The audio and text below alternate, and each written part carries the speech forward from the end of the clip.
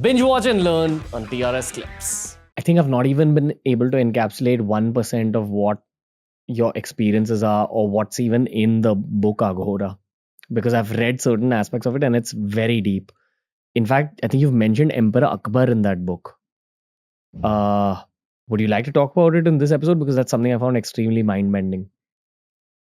Well, Vimalananda was very interested in history, and he was very interested in the Emperor Akbar because he was convinced that Akbar was the reincarnation of Prithviraj Chauhan, and that Prithviraj Chauhan, who had been meant to be the emperor of India, was unable to do so because of some pre-existing karmas, and then became the emperor afterwards, but in a different sharir, in a different body.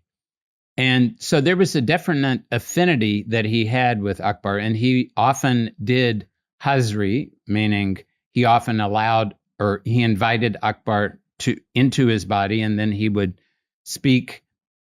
He would allow Akbar to speak through his body. You witnessed this? Many times. Yes, many times.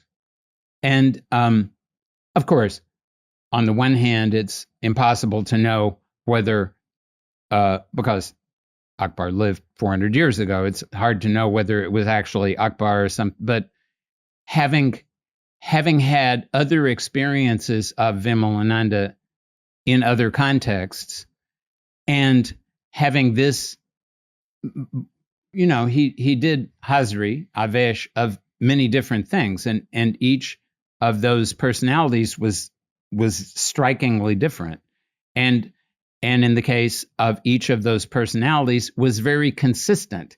If this was being put on, it would be much more difficult to be so consistent, but this was extremely consistent, always the same kind of, not just what he said and so on, but at a more subtle level, the quality that one would sense of that presence. It's sort of like, being able to sense qualities of rose attar or whatever kind of attar. So qualities of personalities as they come in, and that personality definitely was always consistent and always suggested that, in fact, that personality was the personality of Akbar.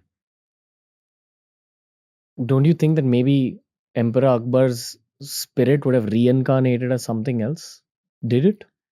And Vimalananda said it's certain that by this point, Akbar has had more than one birth thereafter.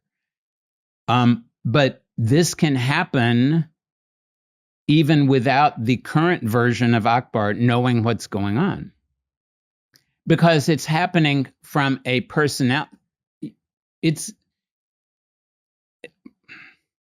This is not easy to talk about in human speech, because it's not something that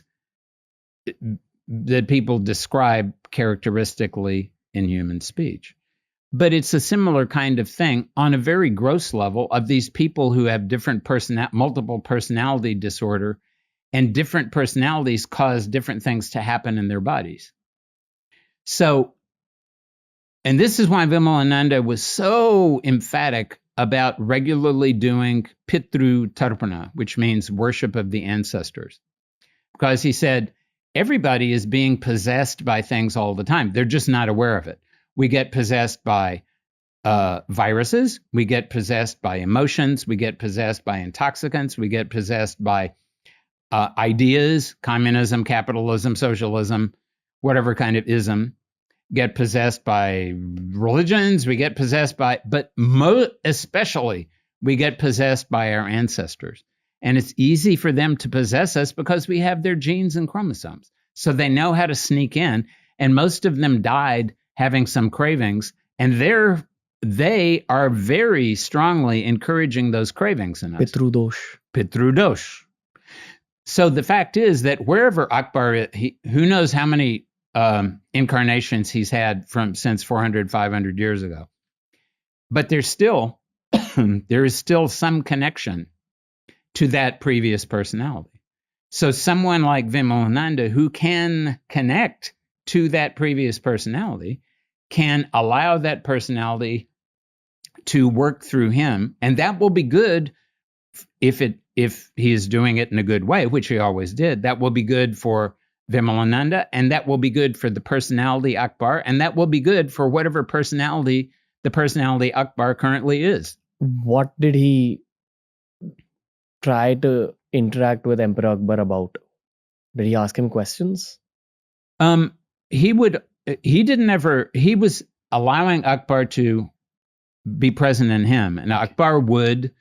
The only people that would be present when any of these hazris would happen would be people who had some kind of rananubandhana, some kind of karmic connection. And so Akbar would either allow people to ask him questions, or he would say, "You have come today because of this."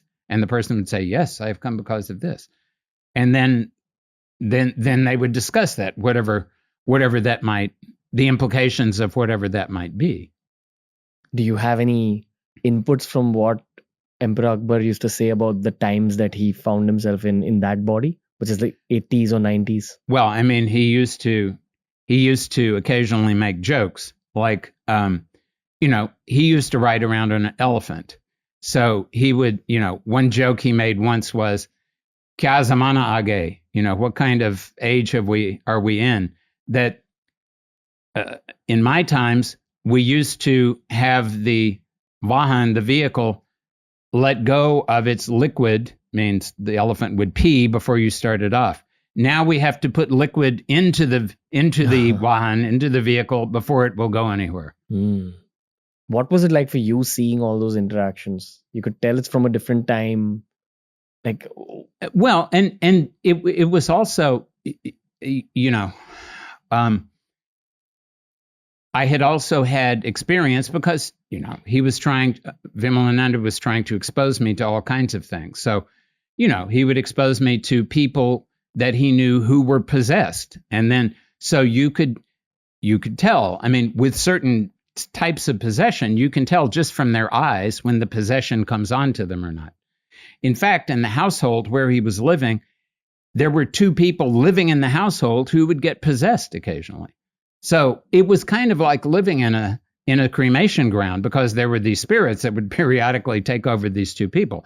So, I mean, just by virtue of that happening, there was already, some awareness that people could be taken over by things all the time. So then when it came to, it was very obvious the difference between, that kind of possession and the possession of a deity. It was a little less obvious with being when he was possessed by Kinaram Aghori or by Shahanshah Akbar, because they had been human. Deities, many of them have never been human. Some have been, but most of them, and especially the more advanced deities, they have been able to maybe incarnate as humans or take over humans temporarily, but they're not particularly human. Kinaramji and Shahanshah Akbar, they were humans, so there was it was easier to interact with them than to interact with some devata who doesn't really connect to human reality. But they would take over the body and answer people's questions. Yes. Any other purpose? That was the main thing. Okay. And the main thing was, suppose Vimalananda knew that he had a Rananubandhana with somebody, and suppose the karma that he knew that he had to do with that person was some karma he didn't particularly want to take on. Then he would request something else to come through him if that thing was willing to take on this particular karma. So he would confirm whether that was the case, and then that thing would come and deal with the karma. And it was being done through him, so that was assisting that karma to be worked through.